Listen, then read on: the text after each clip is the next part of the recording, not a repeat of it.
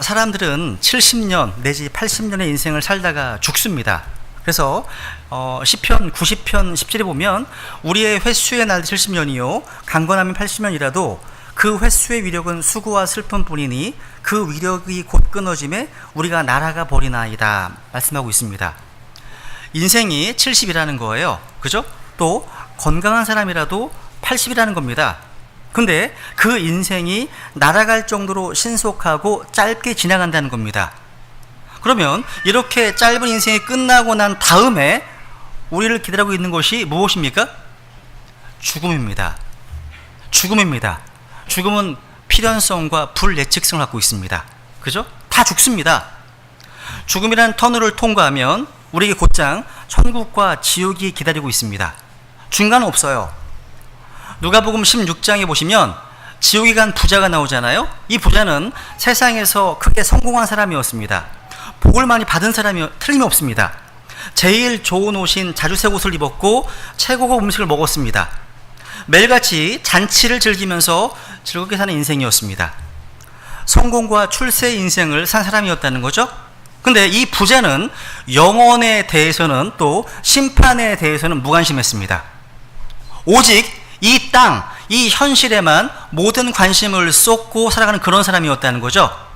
그래서 이 세상에서 60만 잘 먹고 잘 입고 잘 살면 됐지 무슨 내세가 있냐, 도대체 천국과 지옥이 어디 있냐, 이렇게 큰 소리 치면서 살았던 인생이었을 거라는 거죠. 근데 히브리서 9장 27절에 보니까 우리 같이 읽어볼까요? 시작. 한번 죽는 것은 사람들에게 정해진 것이요 이것 뒤에는 심판이 있나니 말씀하고 있습니다. 모든 인간은 언젠가 반드시 죽게 되어 있습니다. 동시에 예외 없이 모두가 다 심판을 받게 되어 있습니다. 그래서 지옥에 간 이 부자에게도 죽음이 찾아왔습니다. 그리고 지옥에 떨어졌습니다. 이 지옥은요, 오늘 본문에 의하면 다시 태어나지 않으면, 거듭나지 않으면 가는 곳이에요. 이 거듭남의 진리는요, 죽음 이후에 영원한 문제를 바꾸어 놓을 수 있는 가장 본질적이고 가장 중차대한 교리입니다. 1975년도 미국 대통령 선거 운동이 절정에 달했을 때 그 당시 민주당 후보였던 지미 카터는요, I am a born again Christian, 반복해서 나는 다시 태어난 그리스도인입니다 고백했습니다. 카터가 한 말이요, 그 당시 전 미국인의 화제와 관심사로 등장한 적이 있습니다. 이 카터는요, 4년의 대통령 임기 동안에 어디를 가든지 자신은 거듭난 크리스찬이라고 이렇게 소개했어요. 그때부터 이 거듭남이라는 단어가 미국에서 유명해졌습니다. 이뿐만이 아니에요. 여러분, 미국에서 닉슨이 대통령이 된 후에요, 이제 워터게이트 사건이 일어나잖아요. 그죠? 그때 닉슨의 보좌관이었던 이 찰스 콜슨, 척 콜슨입니다. 이 사람이 투옥되었습니다. 이 사람이요, 감옥에서 나온 후에요, born again, 거듭남이라는 책을 썼어요. 감옥에 들어갈 때는 범법과 죄들 가운데 영적으로 죽어 있었지만 나올 때는 예수 그리스도를 믿음으로 거듭났기 때문에 책 제목을 이렇게 붙였던 겁니다. 이 책은 곧 이제 베스트셀러가 되었습니다.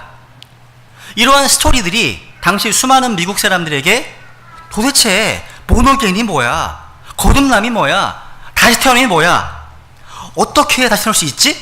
이렇게 질문하는 계기를 마련해 주었다는 겁니다. 다만 우리가 성경에 나오는 이 다시 태어남, 거듭남이라는 말이요, 이 세상에서는 조금 다른 의미로 통용되고 있어요. 주의하셔야 됩니다.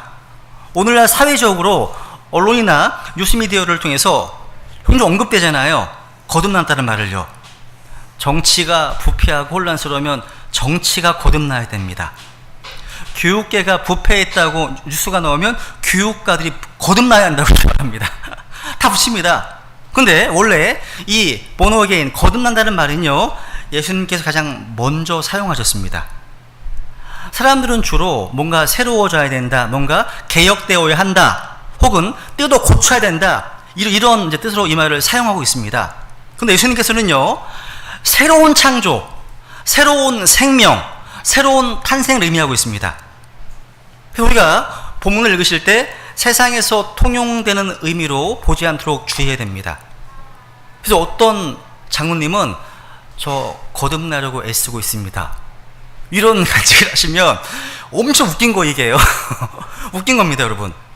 저는 오늘 그 니고데모라고 하는 그 인물을 좀 살펴보면서 다시 태어나야 될 필요성이란 제목으로 좀 단순한 메시지를 증언하려고 합니다. 사실 이 본문을 가지고는요, 3년 전쯤인가 수련회에서 왜 거듭나야 되는지, 어떻게 거듭나야 되는지, 누가 거듭나야 되는지 이렇게 자세하게 설교했던 기억이 있습니다. 그 수요일날 요한복음 강의하면서 3장에서 자세히 강의했던 기억이 있어요. 근데 오늘 니고데모라고 하는 사람에 집중하면서 좀 말씀을 좀 증언하겠습니다. 여러분, 예수님은요 공생의 3년 반 동안 많은 사람들과 접촉을 했어요. 그런데 예수님을 만난 사람들의 반응이 가지각색이었습니다. 베드로나 요한 같은 사람은요, 예수 그리스도를 자신의 구원자와 주님으로 영접하고 예수님을 따랐던 헌신자들이었습니다. 가룟 유다와 같은 사람은 예수님을 배반한 사람이었죠. 그리고 빵을 먹을 때나 많은 기적들을 볼 때는 수많은 군중들이 따랐지만 제자로서 예수님을 따르는 결단을 내려야 할 때는 비겁하게 떠나기도 했습니다. 또 대제사장이나 바리새인과 같은 사람들은요, 적극적으로 예수님을 증오하고 핍박하는 핍박자들이었다는 거죠. 그러니까 다양한 사람이 있었다는 거예요. 여러분, 예수님에 대한 이러한 반응은 2000년 전이나 지금이나 다를 게 없어요. 여전히 헌신자들이 있고, 여전히 배반하는 자들이 있고, 여전히 비겁한 자들이 있고, 여전히 증오하고 핍박한 자들이 있다는 사실입니다. 근데 오늘날의 많은 사람들은요, 제가 볼 때는 헌신자나 어떤 핍박자나 배신자라기보다는 오히려 오늘 니고데모처럼 회색 분자가 더 많을 수 있겠다 생각이 듭니다. 회색 분자, 즉 차지도 않고 뜨겁지도 아니한 미지근한 신앙, 헌신하지도 않고 그렇다고 배반하지도 않은 좀 약간 좀 애매모호한 회색적인 신앙, 이렇게 표현해요. 회색적인 신앙. 이 신앙이요, 라오디케아 사람들의 교회 시대를 살아가고 있는 우리에게 더 큰 문제일 수 있다는 거죠. 그래서 이 시대 가장 고질적인 크리스찬의 병이 있다. 미지근병입니다. 미지근병. 근데 오늘 여기 이제 본문에 등장하고 있는 이 니고데모라는 사람이 어떤 사람이었을까요? 크게 보면 이 사람을 좀 세 가지로 나눌 수 있을 것 같습니다. 첫 번째로 이 사람은 니고데모는 일정한 거리를 두고 예수님을 따른 사람이었어요. 일정한 거리를 두고요. 누군가 니고데모에게 이런 별명을 붙여 주었어요. 되게 흥미로웠어요. 니고데모는 예수 그리스도의 위성이다. 위성이다. 이게 무슨 말입니까? 예수님께 가까이 가지도 못하고 늘 예수님 주변만 맴돌면서 항상 일정한 거리를 두고 따르는 존재라는 겁니다. 괜찮은 비유 같아요? 말이요? 니고데모는요, 요한복음에 3번 등장해요. 요한복음 3장에서 이렇게 다시 태어남에 대한 질문과 대답을 할 때 한 번 등장합니다. 그리고 요한복음 7장에서 예수님을 변호할 때 한 번 등장합니다. 그리고 요한복음 19장에서 예수님의 시신을 장사할 때 또 한 번 등장해요. 이 니고데모는요, 예수님을 한 번도 핍박하거나 박해하지 않았어요. 그렇다고 완전하게 헌신된 것도 아니에요. 항상 뭔가 일정하게 거리를 두고 예수님을 따랐던 사람이었습니다. 근데 오늘날 현대인들이 바로 이런 모습을 가지고 있지 않습니까? 한번 생각해 보세요. 왜 많은 사람들이 메가처치, 대형교회, 큰 교회를 선호할까요? 이유가 간단한 것 같아요. 제가 보기에는요, 숨어있기에 안성맞춤이기 때문입니다. 제 말이 틀릴까요? 그러니까 무슨 얘기냐면, 내가 교회에 왔는지 오지 않았는지, 내가 이 교회의 멤버인지 아닌지 너무 많이 개의치가 않기 때문이에요. 그죠? 그러니까 뭔가 익명성 뒤에 숨을 수 있다는 거죠. 그죠? 그래서 자신 눈에 띄는 것은 싫다는 거예요.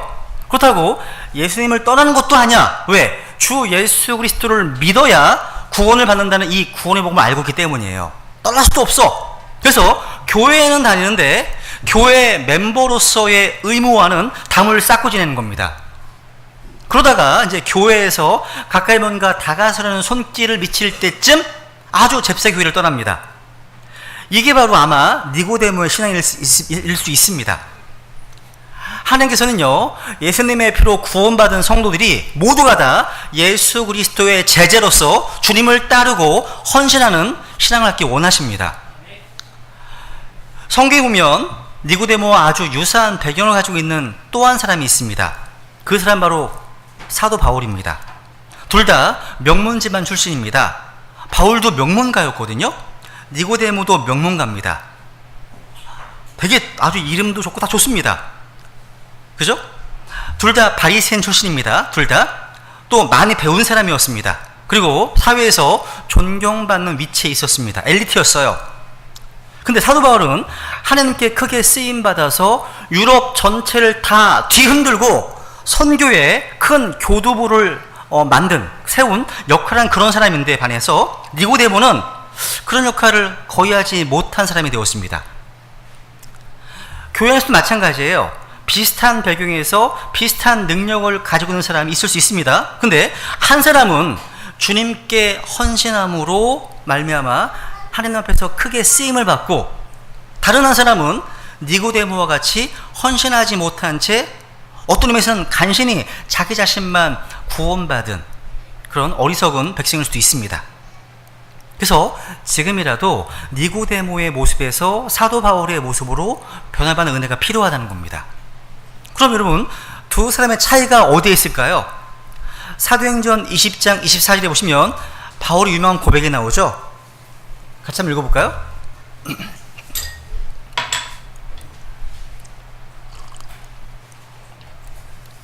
가시겠습니다. 시작.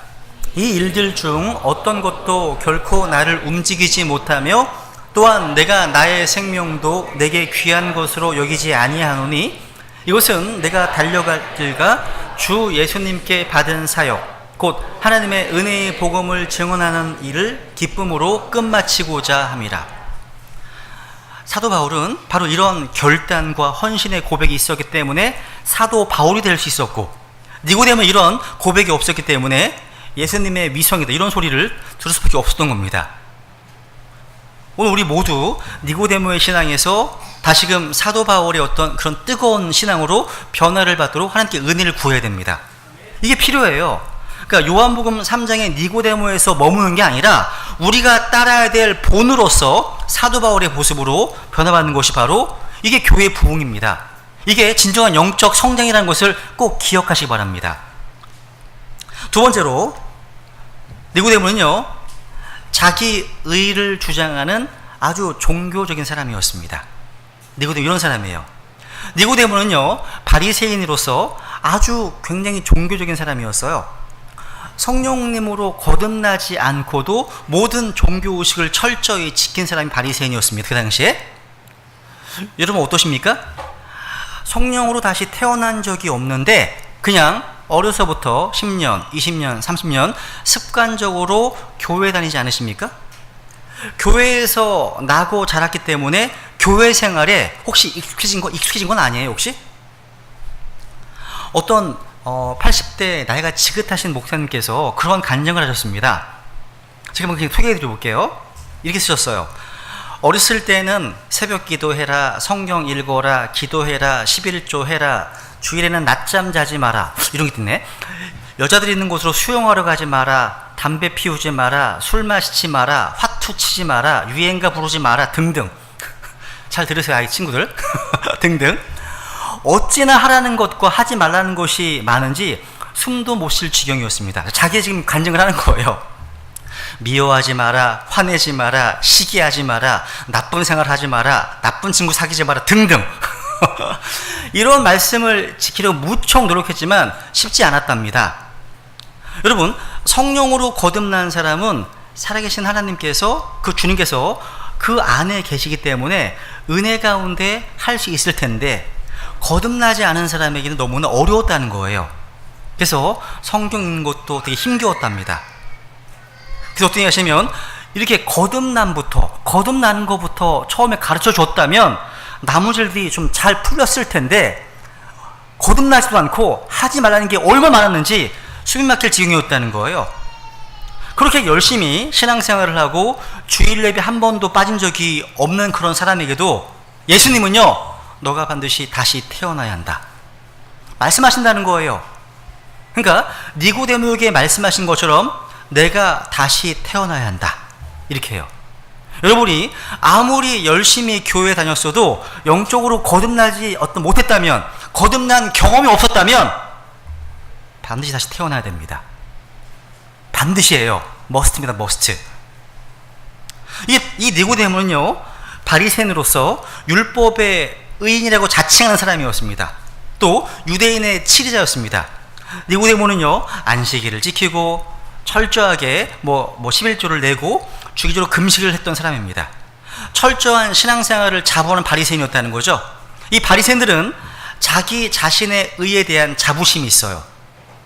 그렇지만 하나님 앞에서는 인간의 의가 아무것도 아니에요. 여러분, 오늘날 라오디케아 교회 시대, 그 시대 교회 안에도요, 어떤 사람이 가장 문제냐 하면 도덕적으로 전혀 문제가 없는 그런 사람입니다. 예배를 빠지는 것도 아니에요. 헌금을 안 하는 것도 아닙니다. 성경도 많이 안 것 같습니다. 근데 그 사람 안에 불덩이가 없어요. 토저가 그런 말입니다. 불덩이가 없는 정통 교리의 목록. 이게 더 큰 문제다. 불덩이. 그러니까 주 하나님을 사랑하는 마음이 없다는 거예요. 예수 그리스도에 대한 사랑이 없어요. 주님을 위한 헌신이 없다는 거예요. 이런 사람이 바로 니고데모 같은 사람입니다. 이 사람들은요, 세상 기준으로 봤을 때는 오케이입니다. 하지만 하나님은 노라고 하실 수 있습니다. 여러분, 솜 1kg과 돌 1kg 어느 게 더 무거워요? 똑같죠? 속을 줄 알았어요, 제가. 속을 줄 알았습니다. 똑같죠? 같은 1kg인데. 그죠? 우리는 보통 돌 1kg이 더 무겁다고 생각합니다. 근데 1kg이라는 의미에서는 똑같습니다. 우리 인간들은 자꾸 이러면 착각을 해요. 돌이 더 무겁다고 생각하죠? 우리가 외적으로 무겁게 생긴 것들이 더 많은 무게가 나갈 것이라고 생각하는데 그렇지 않죠. 무슨 얘기냐면 전과 10범인 도둑이 전과 5범인 도둑한테 내가 너보다 더 큰 죄인이다 하거나 전과 5범인 10범한테 내가 너보다 낫다 라고 얘기할 수 없다는 거예요. 똑같은 전과자예요. 똑같은 도둑이라는 얘기죠. 그죠? 근데 인간은 바로 이러한 모습을 가지고 자기 의를 주장하고 있다는 거죠. 그래서 여러분, 복음을 증거할 때 제일 큰 문제가 무엇인가 보면 바로 자기 의, 이걸 드러내는 겁니다. 이게 바로 십자가의 원수입니다.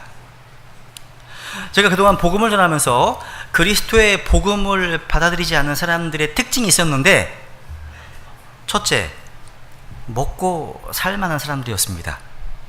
그리고 두 번째, 도덕적으로 문제가 없는 사람들이었어요. 그러니까 이 사람들은 내가 이렇게 살다가도 내 어떠함으로, 내 선행으로 구원받을 수 있다, 이게 주장하는 겁니다. 헛된 접근입니다. 하나님 앞에서 제일 큰 원수는 바로 자기 의예요. 그리고 하나님께서 아주 귀하게 보시는 마음은 broken heart입니다.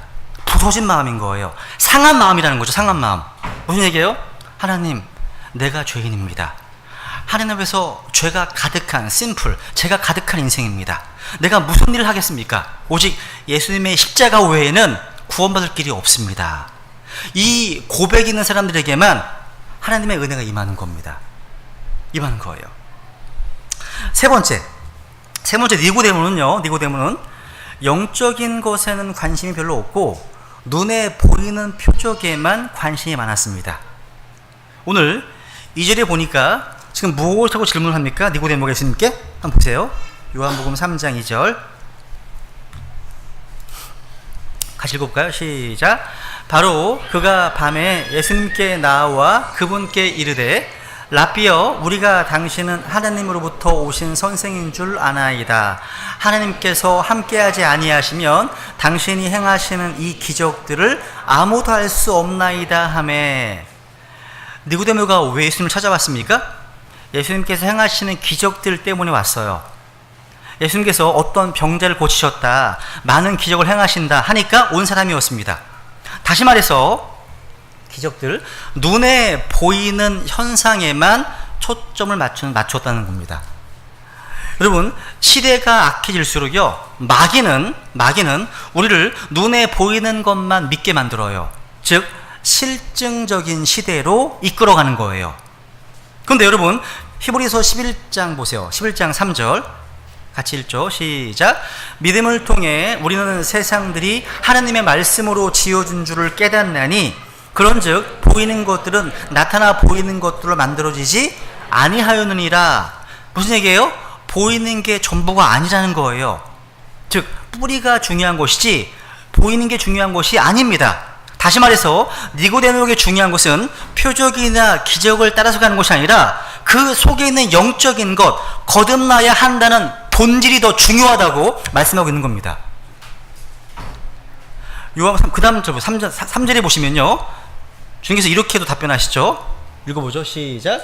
예수님께서 그에게 응답하여 이르시되 진실로 진실로 내가 네게 이르노니 사람이 다시 태어나지 아니하면 하나님의 왕국을 볼 수 없느니라 하시니라. 니고데모는 눈에 보이는 기적들에 관심을 보이는데 예수님은요, 말을 돌려서 다시 태어남과 하나님의 왕국에 대해서 직설적으로 말씀하십니다. 네가 율법의 의인이라고 자부하고 어떤 기적에만 관심이 있지만 진짜 필요한 게 뭐냐? 그런 게 아니다. 너의 속사람이다. 즉 영적인 문제에 집중해야 한다는 걸 말씀하는 겁니다. 다시 태어난다는 거예요. 여러분, 누가복음 10장에 보면요, 예수님 제자들이요, 복음을 증거하고 난 다음에 자랑스럽게 이런 말을 해요. 누가복음 10장 17절에 보시면 70명이 기뻐하며 다시 돌아와 이르되 주여 주의 이름으로 말미암아 마귀들도 우리에게 굴복하나이다 하니. 얼마나 대단해요. 그럴 때 예수님께서 뭐라고 말씀하십니까? 읽어볼까요? 시작. 그분께서 그들에게 이르시되 사탄이 하늘로부터 번개같이 떨어지는 것을 내가 보았노라. 보라, 내가 너희에게 뱀과 전갈을 밟으며 원수의 모든 능력을 제압할 권능을 주노니 어떤 방법으로도 너희를 해칠 것이 전혀 없으리라. 그럼에도 불구하고 그 영들이 너희에게 굴복하는 이 일로 기뻐하지 말고 오히려 너희 이름이 하늘에 기록되었으므로 기뻐하라 하시니라. 이게 주님의 말씀입니다.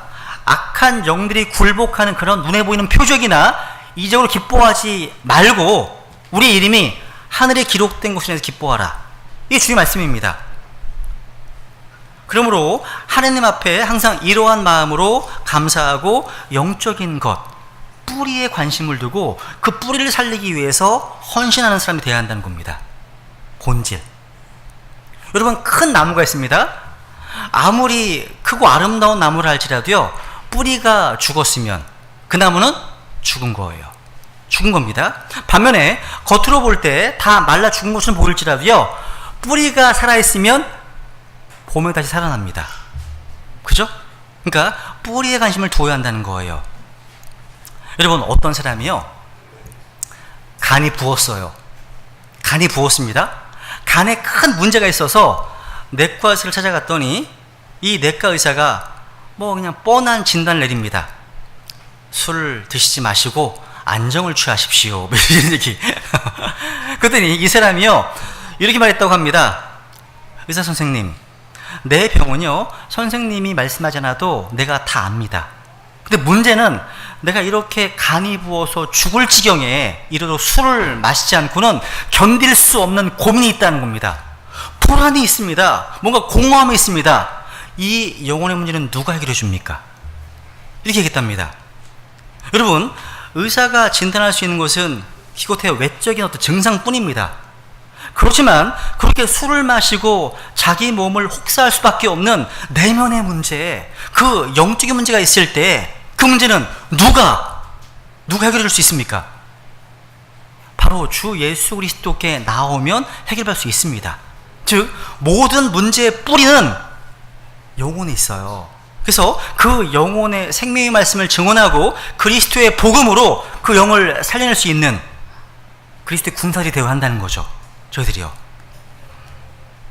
여러분, 우리에게도요, 삶에 많은 문제들이 있습니다. 뭐 건강의 문제, 또 경제적인 문제, 또 인간관계의 문제, 자녀 문제 등등. 여러분, 주님께 나올 때 이러한 문제들을 많이 가지고 나오지 않으세요? 그죠? 그런데 그런 문제가 진짜 문제 핵심이 아닙니다. 그런 문제들 이면에 믿음의 문제, 영적인 문제가 있을 수 있다는 거예요. 예를 들어서요, 구원받은 크리스찬들이 주의 첫날 규칙적으로 예배드릴 수 없는 그런 직장을 자기 스스로 선택한다면 그것부터 미스라는 겁니다. 미스라는 거예요. 그러니까 조금 수입이 적어진다 하더라도 영적으로는 손해보지 않겠다, 이런 결단으로 하나님 편에 서서 올바른 믿음의 결단을 해야 한다는 거죠. 그죠?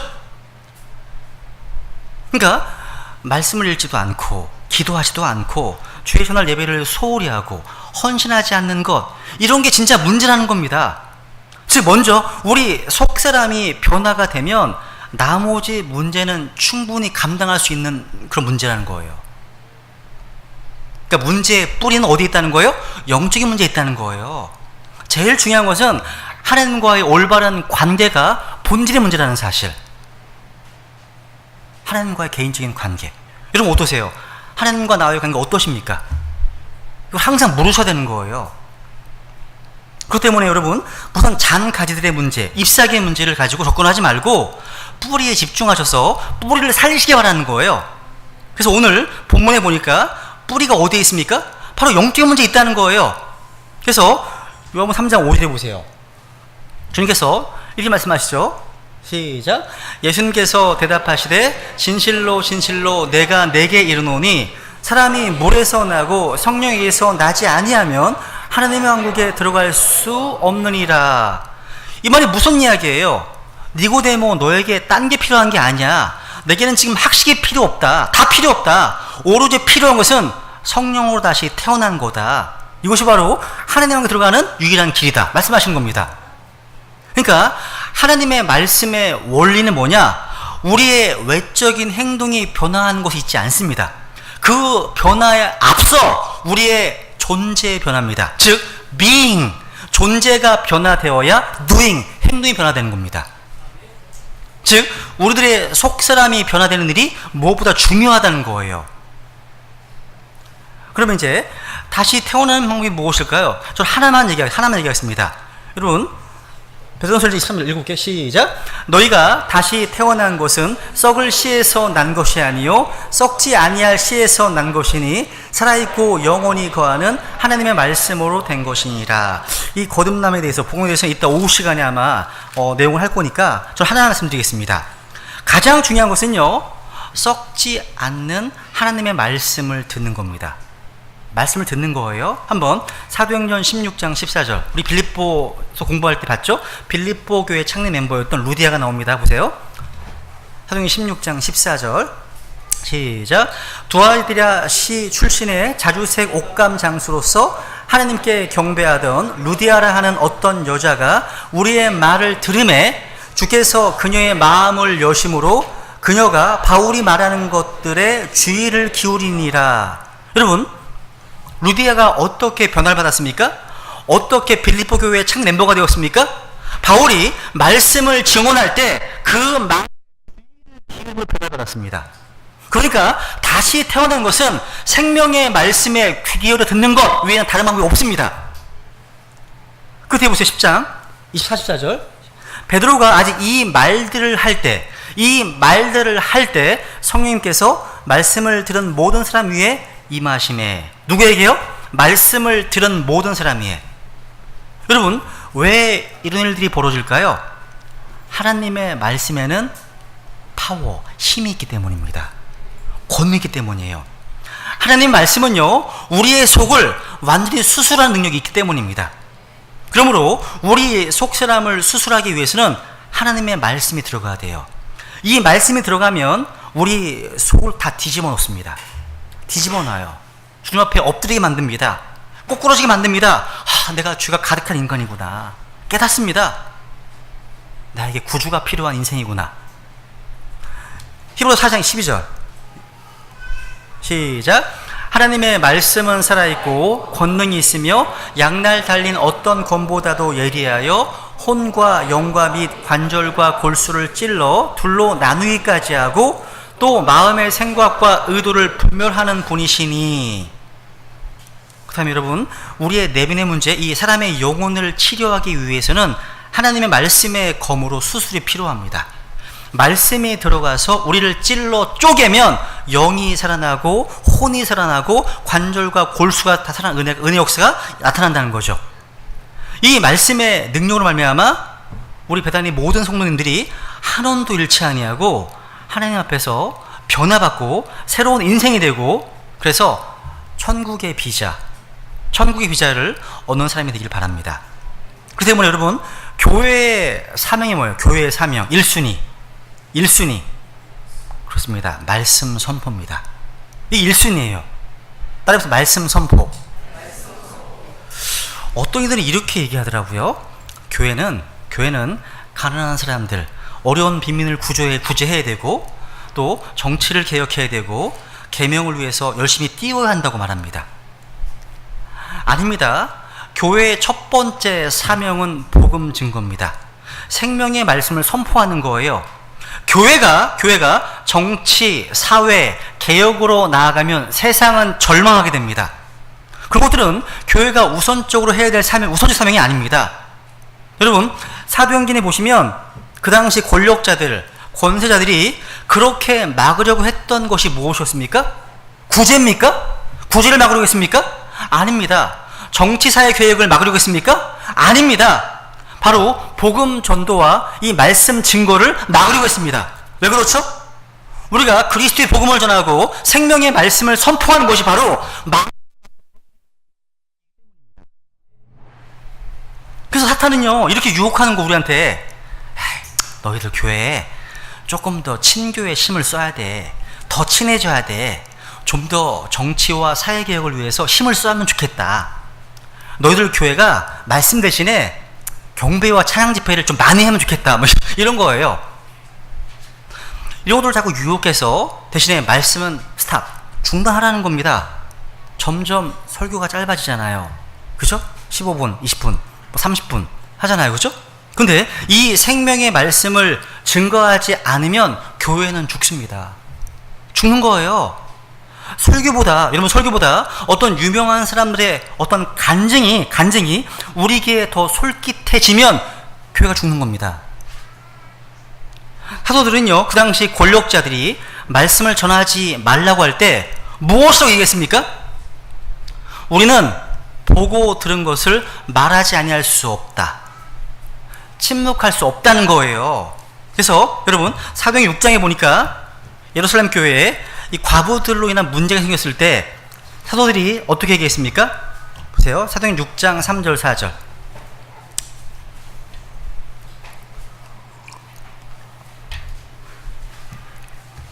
사도행전 6장 3절 4절 읽어볼까요? 시작. 그러므로 형제들아, 너희는 너희 가운데서 정직하다는 평판이 있고 성령님과 지혜가 충만한 사람 7을 찾아내라. 우리가 이 일을 그들에게 맡기고 오직 우리는 계속해서 기도와 말씀 사역에 전념하리라 하니라. 저는 이 말씀대로요, 베드레 침례교회 모든 성도님들이 하나님 앞에서 이 생명의 말씀을 증거하는 일, 그리고 그 복음을 위해서 기도하는 일에 전념하는 성도들이 되기를 원합니다. 우리가 이 말씀에 생명을 걸고 이 말씀의 능력으로 나아가는 하나님의 백성이 되어야 한다는 겁니다. 제가 예전에 어떤 소개해드렸던 기억이 있는데요, 미국의 어떤 목사님께서 하신 간증이에요. 이 목사님께서요, 시카고에서 이제 오클라호마로 있는 털사까지 비행기를 타고 날아가고 있었습니다. 이 목사님은 복음 전도자셨거든요. 그래서 어디를 가든 틈만 나면 복음을 증거하고 전도하는 분이셨어요. 그래서 비행기 안에서 누구 전도할 사람이 없을까 좀 기도하면서 열심히 살피다가 조금 한가해 보이지만 얼굴에 수심이 가득한 한 스튜어디스를 보게 되었습니다. 그래서 그 스튜어디스를 불러서 옆자리에 앉으라고 권하고 복음을 증언했다고 합니다. 말씀을 다 증거하고 예수 그리스도를 자신의 구원자와 주님으로 영접해야 거듭날 수 있다. 이런 초청 한마디에 하나님의 은혜가 임하니까 이 스토디스가 그 즉시 예수님을 영접했다고 합니다. 그러다 이제 어두운 얼굴이 사라지고 밝은 얼굴이 되어서 기쁨을 가지고 예수님 믿게 되었다고 고백하는 거예요. 마지막 함께 기도할 때 눈물을 흘리면서 기뻐하더랍니다. 이제 털사 목적지에 도착하자 이 스토디스가 비행기에서 내리는 목사님에게 마지막 인사를 하면서 이렇게 말했답니다. 이 비행기에서 다시 목사님을 만나 뵙지 못한다면 앞으로 저 천국에서 만나 뵙게 되겠지요. 이튿날 목사님이 호텔에서 조간신문을 폈는데 전면에 큰 기사가 났습니다. 털사에서 포트워즈로 가는 비행기 한 대가 추락했다는 기사였습니다. 알고 봤더니 자기가 탔던 그 비행기였습니다. 승무원과 승객 전원이 다 사망했다는 거예요. 그 사망자 명단을 보니까 어제 비행기 안에서 예수님을 영접했던 그 스토디스의 이름도 있었다고 하는 거예요. 이게 무슨 말입니까? 하나님께서요, 지옥의 백성이 될 뻔한 한 스튜어디스를요, 마지막 순간에 천국 백성으로 만드는 역사가 일어나게 하셨다는 겁니다. 무엇이요? 어떤 것 때문에? 하나님의 말씀입니다. 그리스도의 복음입니다. 말씀을 증거할 때, 우리가 복음을 증거할 때, 그 복음은요, 이렇게 한 사람을요, 지옥 백성에서 천국 백성으로 옮기는 능력이 있다는 겁니다. 그러니까 한 사람의 영혼의 문제를 바꿀 수 있는 권능의 복음인 거예요. 어떤 것도 불가능한데 복음밖에 없어요. 복음밖에요. 그래서 우리가 어느 때가 뭐 전도의 기회다 그거 아니 따질 게 아니라 힘 닿는 대로 이 복음 말씀을 증언해야 한다는 거죠. 우리 디모데후서 4장 2절 이 말씀 한 말씀 읽고 마지막으로 보겠습니다. 디모데후서 4장 2절. 디모데후서 4장 2절 같이 읽겠습니다. 시작. 말씀을 선포하라. 때에 맞든지 맞지 아니하든지 긴급히 하라. 모든 오래 참음과 교리로 책망하고 꾸짖고 권면하라. 뭘 해야 된다고요? 말씀을 선포하라. 명령입니다. 말씀을 선포하라. 긴급하게 하라. 때를 가릴 수가 없다는 거예요. 그죠? 그래서 우리 모두 어느 곳을 가든지 간에 항상 예수 그리스도의 복음을 증언하고 이 말씀을 선포해서 이뤄진 혼들을 그리스도로 인도하는 하나님 백성이 되기를 같이 기도하겠습니다. 오늘 제가 말씀을 정리하겠습니다. 여러분, 미지근한 신앙은요, 신앙생활의 암이라고 합니다. 예수님을 따르는 자들 가운데는 늘 배반자와 비겁자와 핍박자와 그리고 헌신자가 있습니다. 이들 가운데서도요, 차지도 덥지도 않은 미지근한 신앙, 헌신하지도 않고 그렇다고 배반한 것도 아닌 그런 신앙을 가진 회색분이 가장 큰 문제라는 거죠. 그래서 헌신하시라는 겁니다. 그리고 예수님의 위성으로 살지 마세요. 그리고 뿌리가 살아야 전체가 삽니다. 그래서 우선 우리가 성령으로 거듭나는 게 최우선입니다. 가지의 문제, 잎사귀의 문제에 집중하지 마세요. 모든 문제의 뿌리는 영적인 데 있습니다. 그죠? 그래서 오늘 들으신 말씀을 기억하시면서 우리 모두요, 니고데모 같은 신앙이 아닌 예수 그리스도의 피로 구속받은 거듭난 성도로서 예수 그리스도의 제자로 주님께 온전히 헌신한, 그래서 주님께 귀하게 쓰임받는 일꾼들이 되겠다고 같이 고백하고 결단하는 시간을 갖겠습니다. 같이 기도하시겠습니다.